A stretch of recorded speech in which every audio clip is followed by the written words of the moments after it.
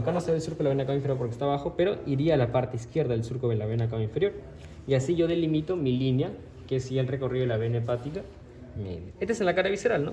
En la cara diafragmática solo lo proyecto así y quedaría así, chicos. Bien. Entonces, esa línea a mí me va a dividir al hígado en hemígados. En un hemígado derecho y en un hemígado izquierdo. Estos hemígados funcionalmente son lo mismo. O sea, si yo pierdo mi hemígado derecho, el izquierdo cumple las mismas funciones. Bien.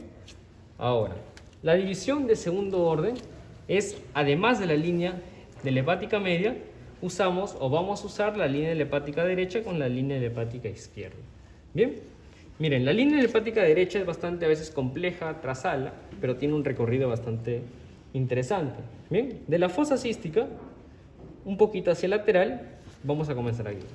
Comenzamos y trazamos una línea en dirección oblicua hacia la parte media del surco transverso, delimitando aproximadamente un ángulo de 40-70 grados. Bien, ese es el recorrido externo de la vena hepática derecha en la cara visceral. Luego la proyectamos y nos quedaría por aquí, ¿no? Más o menos por aquí, chicos, por aquí. Bien, ahora, el recorrido de la vena hepática izquierda es bastante fácil en realidad. Solo sigue el mismo recorrido de la inserción del ligamento falciforme. Solo sigue el mismo recorrido, bastante fácil de la izquierda. Ahora, estas tres líneas que hemos trazado me delimitan al hígado en 4 sectores, en 4 porciones. La que está más posterior a la línea hepática de la vena hepática media, vena hepática derecha, va a ser el sector posterior.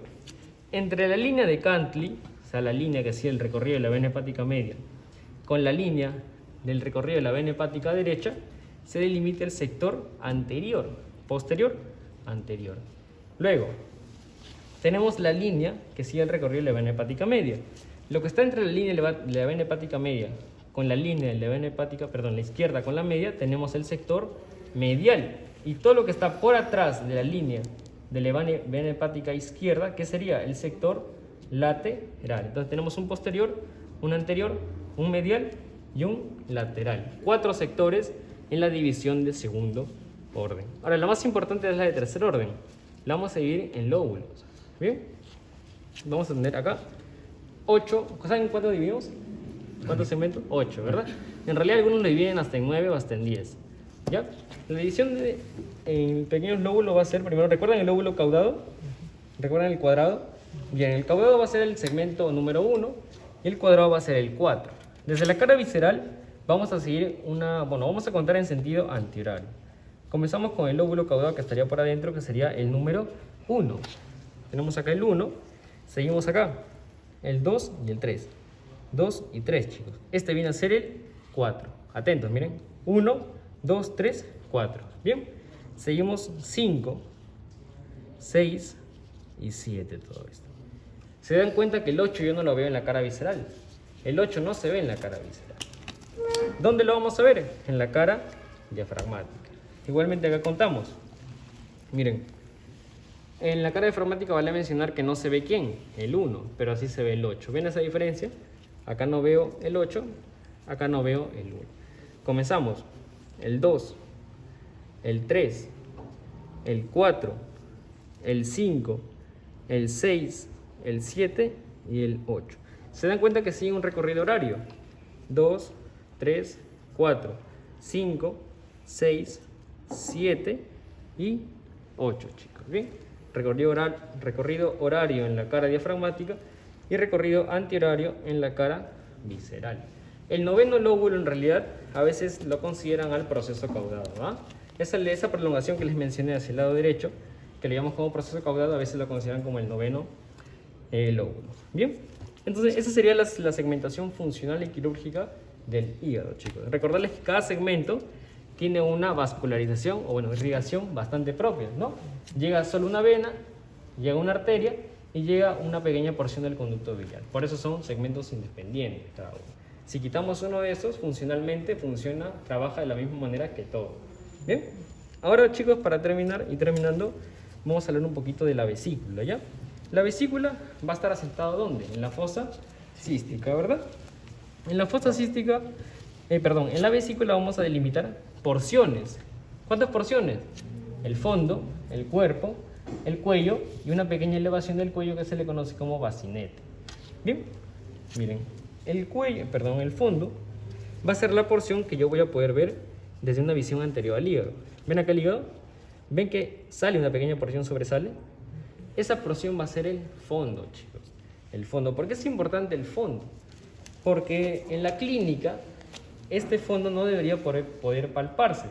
Para yo saber en qué posición encontraría el fondo de la vesícula, trazo una línea del ombligo a la axila umbilical y llego a mi 10º cartílago costal. Entonces ahí se debería palpar, bueno, ahí debería proyectarse, es la palabra correcta, el fondo de la vesícula. Ese punto, ¿cómo lo llaman? Punto de Murphy. Bien, ahora, ¿qué sucede si yo palpo o puedo palpar esta estructura, el fondo de la vesícula? Significa que la vesícula puede estar inflamada, puede haber cálculos, que está obstruida, que ha generado una dilatación. Bien, eso corresponde al fondo de la vesícula, chicos. Luego tenemos el cuerpo. El cuerpo de la vesícula va a ser la porción que va a estar asentado en la fosa cística. Si ustedes les preguntan qué porción de la vesícula se asienta en la fosa cística, el cuerpo de la vesícula. Ahora, otro dato sé que es muy importante, capaz no les van a decir en otro lado, que hay otra porción del hígado que no tiene peritoneo.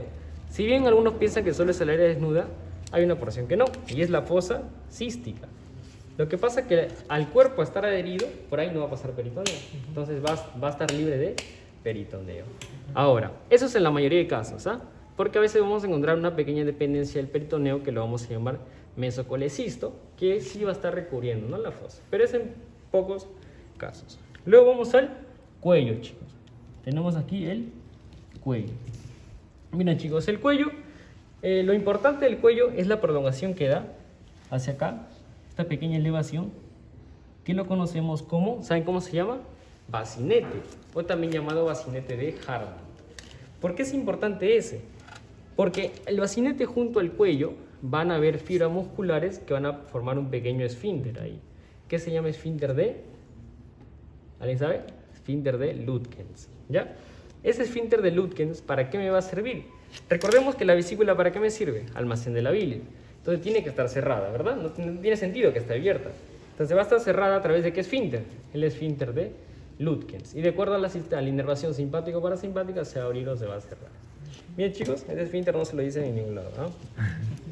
El esfínter de Lütgens. Ahora, ¿con qué se continúa la vesícula? Con el conducto cístico, ¿no? Acá tenemos el conducto, chicos, cístico, ¿no? Este conducto cístico, si ustedes lo pueden palpar, miren, pálpenlo si quieren, mientras voy dibujando, va a tener esta forma, miren. El conducto cístico tiene esta forma. Tiene esa forma. ¿Por qué tiene esa forma? Porque internamente va a presentar unas pequeñas válvulas, llamadas válvulas de Heister. Estas válvulas de Heister van a generar que este conducto no se cierre. ¿Bien? Entonces las válvulas de Heister, que están internamente en el conducto cístico, van a generar que la luz del conducto se mantenga abierta, chicos. Y miren, conducto cístico se une con el conducto hepático, ¿y en qué me forman? El coledo. Cístico, hepático, coledo, pues, chicos, ¿bien? Y eso sería, ¿sí? Todos pueden tomarle fotitos, chicos. Ahí es donde se forma clínicamente el dicalor. Allá, eso lo vamos a ver allá en la irrigación. Ahí vamos a ver unas cositas, porque a veces confunden Budek con calor, ¿no? Vamos a ver.